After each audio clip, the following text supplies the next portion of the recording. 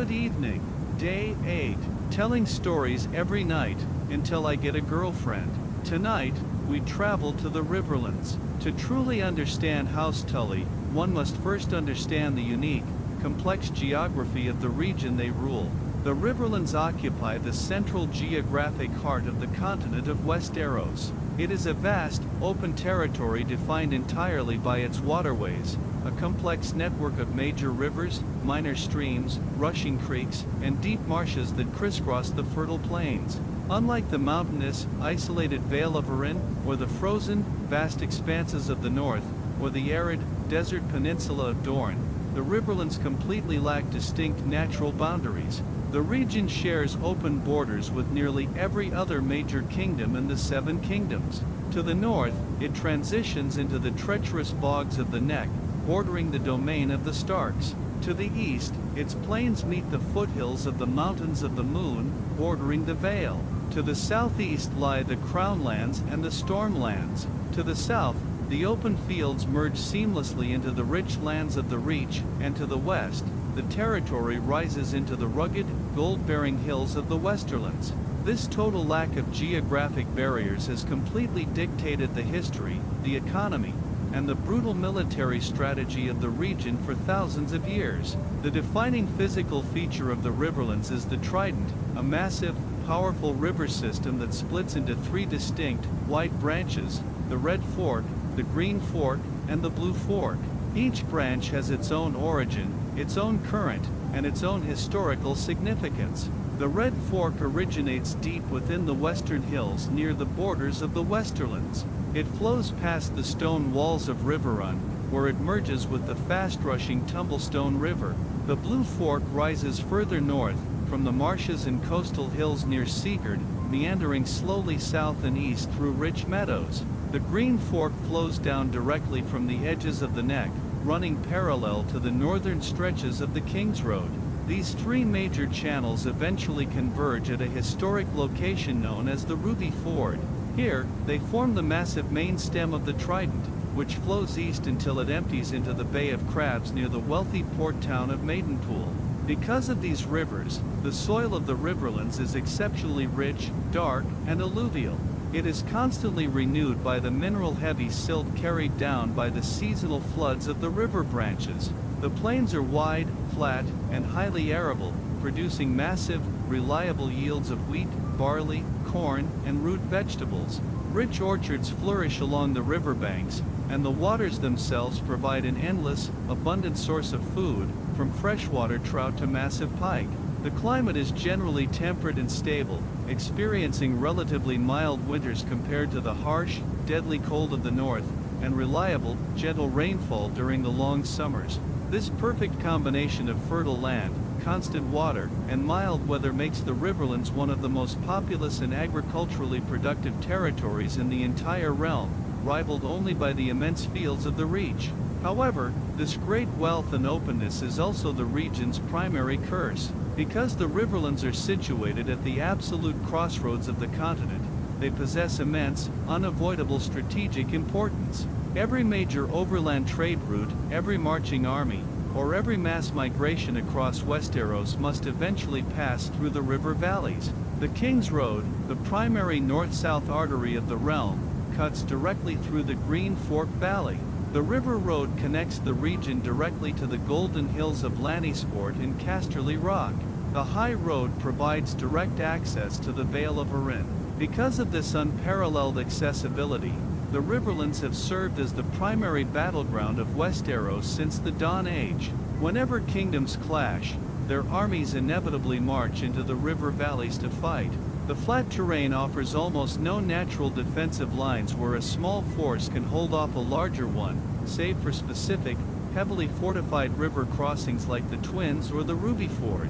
During times of war, the open fields and unfortified villages are highly vulnerable to swift riding parties, foraging armies, and deliberate scorched earth tactics. Throughout history, before the unification under the Iron Throne, the Riverlands were constantly invaded, conquered, and carved up by neighboring rulers. The Storm Kings of House Durrandon, the Kings of the Rock from House Lannister, the Arryns of the Vale, and the ancient kings of winter from the north all claimed parts of the Riverlands at various times. The lack of a unifying mountain range meant that borders shifted with every single generation. The small folk of the Riverlands learned early on that peace was a fragile, fleeting state, and that prosperity always invited plunder. To survive in the Riverlands required a specific kind of resilience, an ability to rebuild after the floods of water, and after the floods of war. Origins of House Tully. Unlike many of the other great houses of Westeros, such as the Starks, the Lannisters, or the Arryns, House Tully was never a royal dynasty.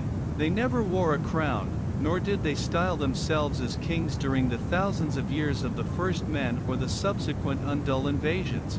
Instead, they were powerful, prominent river lords who maintained their ancient seat at Riverrun through careful diplomacy, strategic marriages, and steadfast defensive warfare. The origins of House Tully date back to the Dawn Age, when they began as First Men settlers who established a small, timber stronghold at the strategic confluence of the Red Fork and the Tumblestone River. During the Undul migration centuries later, rather than fighting the invaders to the point of extinction as some First Men houses chose to do, the Tullys chose a path of assimilation and pragmatism. They formed alliances with the incoming Undul warlords, intermarried with their nobility, and willingly converted from the worship of the old gods of the forest to the faith of the Seven. This adaptability allowed them to preserve their lands, titles, and wealth while other ancient houses faded into obscurity. For generations, the Tullys served various foreign masters, depending on who held military hegemony over the Riverlands. In the decades immediately preceding Aegon's conquest, the Riverlands were under the brutal, iron occupation of the Ironborn.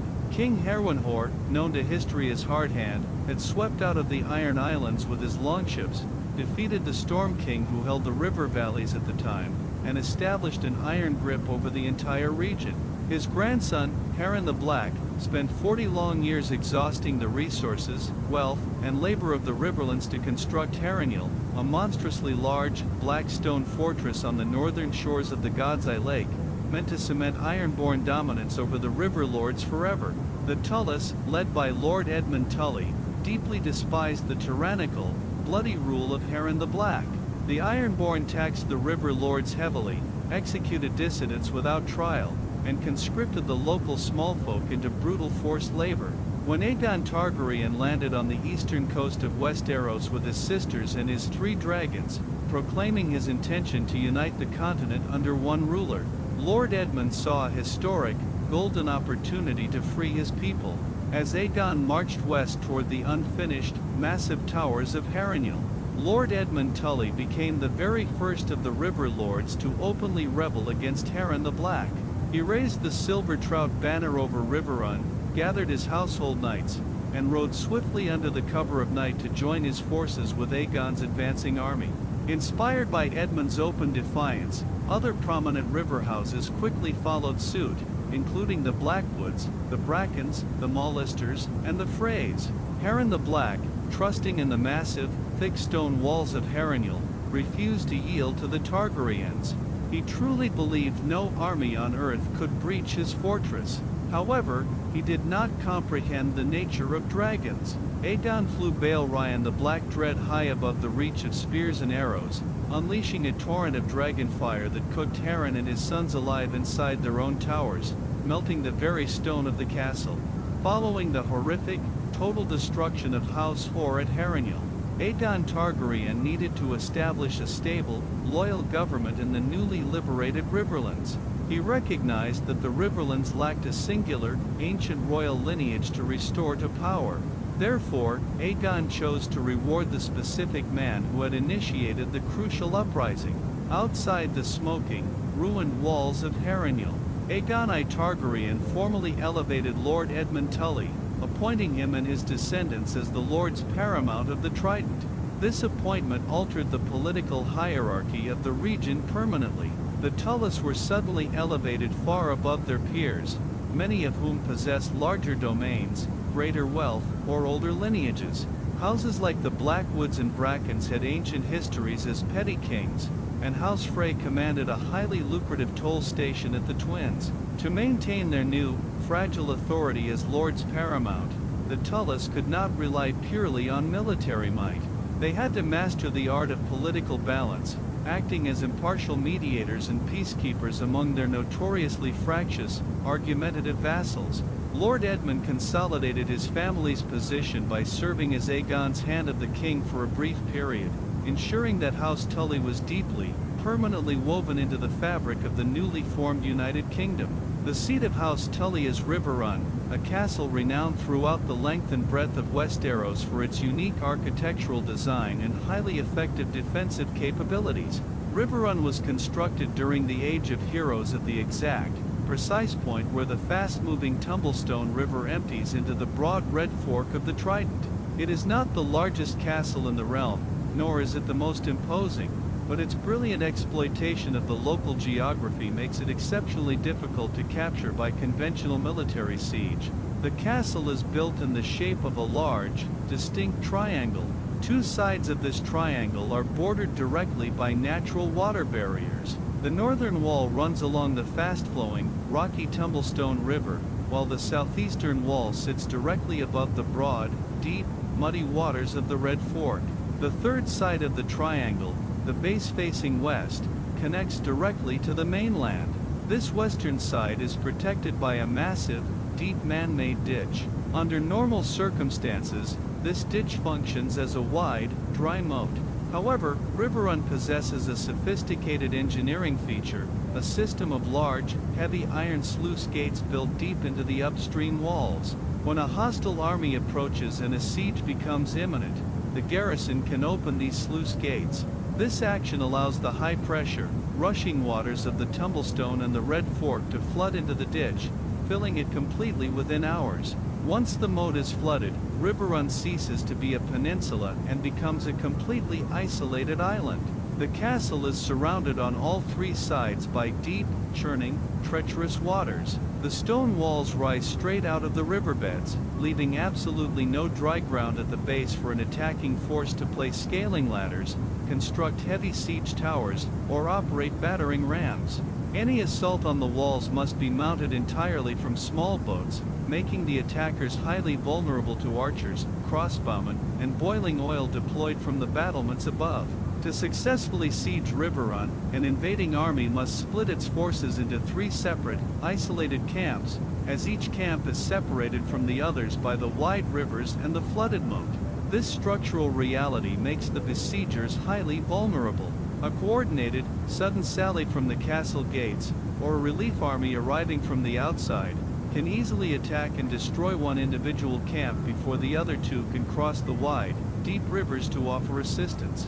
The interior of Riverrun is designed for comfort, utility, and long-term survival, rather than grand, royal display. The keep is centrally located within the triangular walls. The Great Hall is used for feasts, audiences, and holding court with the vassal lords of the Trident. The private apartments of the Tully family offer beautiful views of the rivers below, where the constant, soothing sound of rushing water fills the stone rooms day and night. One of the most notable features of the castle is the wheel tower. This structure contains a massive wooden water wheel driven by the rapid, ceaseless current of the Tumblestone River. The mechanical energy generated by this wheel is utilized to haul heavy supplies, grain sacks, and provisions directly from boats on the river into the lower levels of the castle. This system ensures that even if the land approach is completely blocked by an enemy army, Riverrun can continue to receive food, fresh water, and reinforcements by boat via the river systems, provided the rivers themselves are not completely blockaded by enemy fleets. The castle also features a distinct September, a seven-sided house of worship built by the early Undul ancestors of the Tullys. It is surrounded by a small, peaceful God's Wood. Although the modern Tullys do not follow the old gods, the God's Wood remains a quiet sanctuary filled with ancient redwoods, streams, and a modest heart tree, symbolizing the family's ancient connection to the first men who originally cleared the land. The color scheme of Riverrun reflects its aquatic environment. The stones are a warm, weathered gray, often covered in green moss and river ivy along the waterlines. The banners that fly from the turrets display the Tully sigil, a silver trout leaping on a field of blue and red wavy stripes. For thousands of years, this castle has stood firm, using the very element that defines the region, water, as its ultimate shield against those who wish to conquer it. The political existence of House Tully has always been an ongoing exercise in delicate balancing. Because the Riverlands lack natural geographic protections and are surrounded by ambitious, aggressive neighbors, the Lords of Riverrun have had to rely heavily on diplomacy, shifting alliances, and strategic marriages to protect their territory from fragmentation and ruin. As Lords Paramount of the Trident, the Tullys face a unique internal challenge. Their own vassal houses are often wealthier, older, or militarily stronger than they are. House Mollister of Sigurd rules from a formidable coastal fortress and possesses a proud history of defending the realm against Ironborn raiders. House Blackwood of Raventree Hall and House Bracken of Stonehenge are locked in a bitter, multi-millennial blood feud that constantly threatens the internal peace of the Riverlands. House Frey of the Crossing controls the vital toll bridges over the Green Fork, granting them immense financial wealth and the ability to field a large, well-equipped army. Because these vassals are fiercely independent and often uncooperative, House Tully cannot govern through absolute decree or raw intimidation. Instead, they must act as mediators, counselors, and fair arbiters. A Lord Tully must spend significant effort managing the delicate egos of his bannermen, ensuring that no single house becomes powerful enough to challenge Riverrun's authority, and preventing internal disputes from escalating into open civil war. To bolster their position within the realm and secure their borders against external threats, House Tully has historically sought matrimonial alliances with the other great houses of Westeros. The most significant and transformative of these alliances occurred in the years leading up to Robert's Rebellion, orchestrated by Lord Hoster Tully. Recognizing the growing instability and tyranny of the Mad King, Aerys II Targaryen, Lord Hoster Tully sought to bind his house to the great lords of the North, the Vale, and the Stormlands. He originally arranged a marriage between his eldest daughter, Catelyn Tully, and Brandon Stark, the heir to Winterfell. However, when Brandon was brutally executed by the Mad King in King's Landing, the alliance was severely tested. Showing political resilience and flexibility, Lord Hoster quickly renegotiated the alliance. Catelyn was wed to Brandon's younger brother Eddard Stark, who had assumed the mantle of Lord of Winterfell. To further cement this grand coalition, Hoster arranged for his second daughter, Lisa Tully, to marry Lord Jonaran, the elderly but highly respected Lord of the Vale and Warden of the East. These marriages created an incredibly powerful political and military bloc known historically as the Alliance of Stark, Tully, Arryn, and Baratheon. By marrying into House Stark and House Arryn, House Tully successfully secured their northern and eastern borders. If the Riverlands were ever invaded from the west by the Lannisters or from the south by the Reach, they could count on the immediate military intervention of the Northmen marching down the neck, and the Knights of the Vale descending from the mountains. This network of alliances proved absolutely decisive during Robert's Rebellion. The Riverlands became the central theater of the war, hosting major engagements such as the Battle of the Bells at Stony Sept and the definitive Battle of the Trident. The combined strength of the Stark, Arryn, and Baratheon forces, supported by the loyal bannermen of House Tully, successfully overthrew the 300-year Targaryen dynasty. When Robert Baratheon ascended the Iron Throne, House Tully occupied a position of unprecedented influence within the Seven Kingdoms. Lord Hoster's daughters were the Ladies of Winterfell and the Aerie, and his son-in-law, Jonaran, served as the hand of the king, guiding the governance of the entire realm. This era represented the absolute zenith of Tully political power, demonstrating how a house without natural geographic protections could achieve long-term security and dominance through the art of the marriage alliance. Key figures. To fully comprehend the character and history of House Tully, one must look closely at the individuals who guided the family through its most prosperous eras and its most harrowing trials. The modern history of the house is dominated by four key figures, each embodying different aspects of the Tully words: family, duty, honor. Lord Hoster Tully was the long-ruling patriarch of the house, a deeply pragmatic, ambitious, and politically astute statesman. In his youth, Hoster was a vigorous, tall man with clear blue eyes and easy confidence, distinguished by his service in the War of the Ninepenny Kings on the Stepstones. It was there that he formed a deep friendship with Lord Baelish, eventually taking Baelish's young son, Petyr, to Riverrun as a ward. Hoster was a ruler who thought entirely in terms of legacy, regional security, and dynastic advancement. He understood that the Riverlands were vulnerable, and he viewed his children's marriages as the primary shields to protect his lands. His insistence on duty, however, sometimes caused severe internal family friction, notably leading to a prolonged alienation from his younger brother, and a complicated relationship with his daughter Lisa. In his final years, Hoster was reduced to a frail, bedridden invalid, consumed by old memories and a fading consciousness, yet his lifetime of political maneuvering left an indelible mark on the geography of Westeros. Catelyn Tully, later Catelyn Stark, was Hoster's eldest daughter, and she personified the Tully ethos perhaps more purely than anyone else. Raised at Riverrun, she was deeply schooled in the responsibilities of nobility. Catelyn possessed a fierce devotion to her family, and a profound respect for duty and the faith of the Seven. When she married Eddard Stark, she transferred that absolute loyalty to her new home in the north, becoming a wise, dignified, and capable lady of Winterfell. Despite adapting to the cold climate and customs of the north, she always carried the lessons of Riverrun within her. Catelyn was a highly intelligent, politically perceptive woman, often serving as an essential advisor to her husband and later to her eldest son, Robb Stark.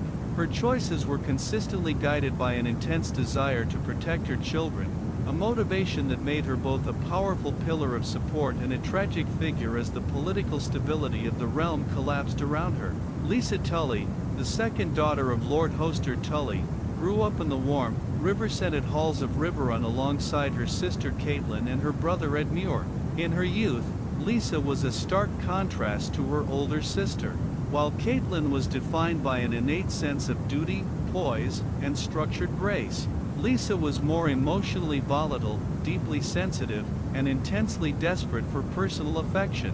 She possessed the classic Tully features, the thick, auburn-brown hair and the clear, deep blue eyes, but her nature was far more fragile, easily bruised by the rigid expectations of dynastic politics. Her youth at Riverrun was profoundly shaped by her interactions with Petyr Baelish, her father's young ward from the Fingers. While Petyr harbored a fierce, unrequited infatuation with the elder sister, Catelyn, it was Lisa who fell deeply, completely in love with Petyr. This unreciprocated, lopsided dynamic became the tragic foundational axis of Lisa's entire life. When Petyr was severely wounded in a duel against Brandon Stark for Catelyn's hand, it was Lisa who stayed by his bedside, nursing him in secret and giving him the devotion he sought from her sister. This brief, clandestine intimacy resulted in a pregnancy, an event that shattered the carefully manicured honor of House Tully. Ser Edmure Tully, Hoster's only son and heir, represents the softer, more empathetic side of the Tully character. Edmure was a warm-hearted, well-intentioned young man, characterized by his bright blue eyes, auburn hair, and a strong desire to please his father and protect his people.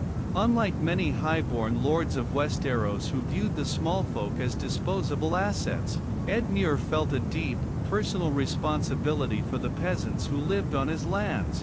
When war broke out, his first instinct was always to open the gates of Riverrun to shelter the displaced farmers, even when doing so strained the castle's food reserves and complicated military strategy. While his emotional nature and desire for personal glory sometimes led to tactical errors on the battlefield, Edmure's fundamental kindness and loyalty to his family made him a deeply sympathetic and beloved figure among his people. Ser Brynden Tully, widely known as the Blackfish, was Hoster's younger brother and one of the most renowned warriors and scouts in the Seven Kingdoms. Brynden earned his formidable reputation during the War of the Ninepenny Kings, displaying exceptional tactical skill, bravery, and absolute reliability. He was a stern, hardened man with a sharp mind and a blunt manner of speaking. The moniker Blackfish arose from a bitter argument with Lord Hoster, who demanded that Brynden marry a daughter of House Redwyne to secure a wealthy alliance. Brynden, fiercely independent, refused to be used as a political pawn, preferring a life of military service. When Hoster pointed out that he was the unruly black sheep of the Tully family, Brynden amusedly noted that since their sigil was a trout, he should properly be called a black fish. He altered his personal coat of arms to feature a single black trout leaping against the traditional Tully colors, despite the long rift with his brother. Brynden's loyalty to his niece Catelyn and the foundational values of his house remained unshakable. He served as the indispensable commander of Robb Stark's Outriders, providing the tactical intelligence that secured many of the North's early victories. The War of the Five Kings brought unparalleled devastation to the Riverlands, demonstrating once again the tragic geographic vulnerability of the region. Because of House Tully's intimate ties to House Stark, Riverrun became an immediate, primary target for the wrath of House Lannister when political tensions escalated into open warfare. The conflict began before the formal declaration of war, following Catelyn Stark's abduction of Tyrion Lannister at the Crossroads Inn. Lord Tywin Lannister ordered retaliatory strikes against the Riverlands. He dispatched massive raiding parties, led by the monstrous Ser Gregor Clegane, across the border. These forces adopted a scorched earth policy, systematically burning villages, destroying crops, slaughtering livestock, and massacring the small folk along the western borders. The objective was to draw the Tullys into a premature, disorganized military response and to bleed the region dry before a formal army could even assemble. Ser Edmure Tully, eager to defend his people, made the tactical mistake of scattering his forces along the wide border to protect every individual village. This allowed Ser Jaime Lannister, commanding a massive, concentrated host of 20,000 men from Casterly Rock, to smash through the Tully defenses at the Golden Tooth. Jaime advanced rapidly to the walls of Riverrun, defeating a second Tully force outside the castle and taking Edmure Tully captive. With Edmure imprisoned and Lord Hoster dying in his bed, Riverrun was placed under a tight, suffocating siege by Jaime Lannister. The Lannister army split into 3 separate camps to encircle the triangular castle, believing that victory was only a matter of time. The tide turned with the unexpected and rapid descent of Robb Stark from the north, marching his army through the Neck and securing a crossing at the Twins by promising to marry a daughter of Valder Frey. Robb joined his forces with the remaining river lords and Ser Brynden the Blackfish, in a brilliant night assault known as the Battle of the Whispering Wood. Robb Stark enticed Jaime Lannister into an ambush, destroying his vanguard and taking the Kingslayer captive. Immediately following this victory, the northern and river forces advanced on Riverrun. Utilizing the inherent flaws of a siege layout around the castle, they launched a surprise attack on the isolated Lannister camps in the Battle of the Camps. Ser Brynden Tully led the assault, scattering the western forces, lifting the siege, and liberating his nephew Edmure. Inside the Great Hall of Riverrun, a historic political shift occurred. The River Lords, moved by Robb Stark's military genius and grateful for their liberation, gathered alongside the Northern Lords. Lord Tiddos Blackwood, Lord Jonos Bracken, and the others drew their swords, renounced their allegiance to the Iron Throne in King's Landing, and proclaimed Robb Stark to be the king in the south, joining him with the king in the north. For the first time in history, the Riverlands and the North were united under a single crown. Despite this initial triumph, the war quickly devolved into a brutal, grinding war of attrition. While Robb Stark won every major battle he fought, Tywin Lannister avoided direct engagements, choosing instead to let the Riverlands burn. Lannister commanders like Ser Gregor Clegane and Ser Amory Lorch marched through the heart of the river valleys, reducing ancient towns to ash and leaving a trail of absolute ruin. The majestic fortress of Harrenhal changed hands multiple times, with each new garrison inflicting fresh horrors upon the local populace. The strategic situation for House Tully deteriorated further due to political missteps. Edmure Tully, misunderstanding Robb Stark's grand strategy, fought a series of engagements along the Red Fork known as the Battle of the Stone Mill. While Edmure successfully held off Tywin Lannister's forces, his victory inadvertently prevented Tywin from marching further west into a trap Robb had prepared. This allowed Tywin to receive word of the threat to King's Landing and turn his army south, forming a decisive alliance with House Tyrell and securing the capital. The Riverlands were left exhausted, depleted of food, and increasingly isolated as the shadow of House Lannister lengthened across the realm. The true, catastrophic decline of House Tully was not brought about by a defeat on the battlefield, but by an act of unprecedented treachery that shattered the most sacred laws of hospitality in Westeros, the Red Wedding. As the war dragged on, the alliance supporting the king in the north began to fracture. Robb Stark broke his solemn vow to marry a daughter of House Frey, choosing instead to wed Jane Westerling. This slight deeply insulted Lord Valder Frey, who withdrew his support and recalled his soldiers to the Twins. Seeking to mend this critical rift and regain the Frey army, Ser Edmure Tully agreed to take Robb's place, offering to marry Rosalind Frey, one of Valder's daughters. The wedding took place at the Twins, attended by King Robb, Catelyn Stark, Edmure Tully, and the prominent nobility of both the North and the Riverlands. The atmosphere was superficially festive, but beneath the surface, a dark conspiracy had been forged between Valder Frey, Roose Bolton, and Tywin Lannister. During the wedding feast, after Edmure and his new bride had been escorted to the bedding chamber, the musicians in the gallery began to play the Rains of Castamere, the ominous anthem of House Lannister. At that signal, the musicians drew crossbows and unleashed a volley of bolts into the unsuspecting guests. Robb Stark was shot multiple times and ultimately killed by his vassal, Roose Bolton. Catelyn Stark, after witnessing the slaughter of her eldest son, had her throat cut. The Tully and Stark loyalists outside the castle gates, who had been drinking and celebrating in tents, were systematically butchered by the Frey and Bolton soldiers. Ser Edmure Tully was taken from his wedding bed and placed directly into chains, transformed from a groom into a high-value hostage. The Iron Throne officially stripped House Tully of all their lands, titles, and incomes, added them as traitors, and granted the lordship paramount of the Trident to Littlefinger, Petyr Baelish, along with the seat of Harrenhal. The physical castle of Riverrun was granted to House Frey, specifically to Ser Aemon Frey. However, the transition of power was not immediate.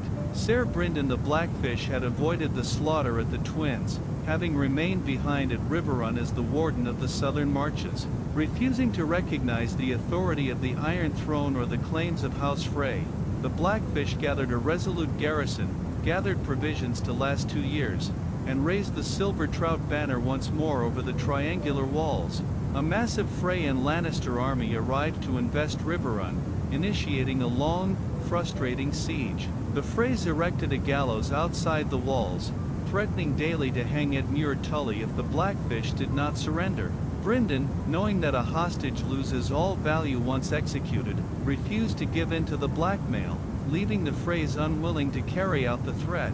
The deadlock was ultimately broken by the arrival of Ser Jaime Lannister, acting with the authority of the Iron Throne. Jaime recognized that an open assault on Riverrun would cost thousands of lives. He approached Edmure Tully in captivity, offering a grim but pragmatic choice. If Edmure persuaded the garrison to surrender Riverrun peacefully, the garrison would be allowed to leave unhurt, and Edmure would be taken to comfortable captivity at Casterly Rock with his wife and child. If he refused, Jaime promised to build a trebuchet, breach the walls, slaughter every living soul inside, and launch Edmure's newborn infant over the battlements. Edmure chose the survival of his family and his people. He was escorted to the castle gates as the rightful lord of Riverrun. He commanded his men to lower the banners, open the gates, and yield the fortress to the Lannister and Frey forces. Before the surrender was fully executed, Edmure covertly assisted his uncle Brynden in escaping. The Blackfish slipped out of a water gate under the cover of darkness, swimming beneath the raised iron portcullis and vanishing into the fast-flowing currents of the Red Fork. When the morning sun rose, Riverrun was officially occupied by House Frey.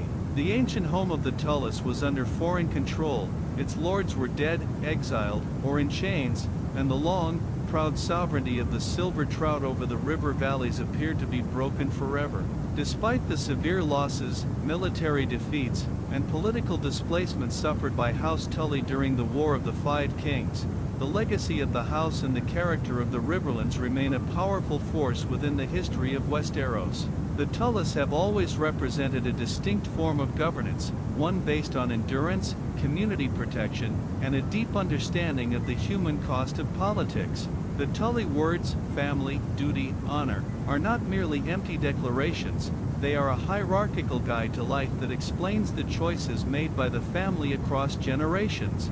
Family always comes first.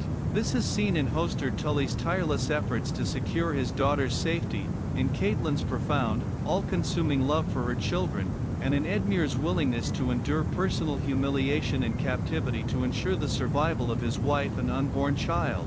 Duty follows immediately after. This is the obligation to govern fairly, to stand by one's legal oaths, and to defend the small folk who till the soil. Edmure's opening of the gates of Riverrun to the peasants, despite the tactical disadvantage, is an enduring testament to this deep sense of responsibility. Honor is the final pillar, providing the moral framework that guides how that duty is executed, maintaining integrity even in the face of absolute ruin. The landscape of the Riverlands itself reflects this legacy. The rivers continue to flow, carrying away the blood and ash of conflict, constantly renewing the soil.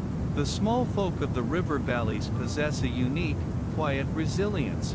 They are accustomed to rebuilding their homes from the mud after the spring floods, and they are equally adept at rebuilding their lives after the passing of destructive armies. Their identity is inextricably linked to the gentle, unyielding power of water. In the hearts of the river lords and the common people, House Tully represents the rightful order of the region. The Freys are viewed as treacherous usurpers who violated the laws of gods and men, and Patyr Baelish is an absent lord who rules only on paper from afar. The memory of the fair, stable rule of Riverrun remains a potent, unifying ideal across the Trident.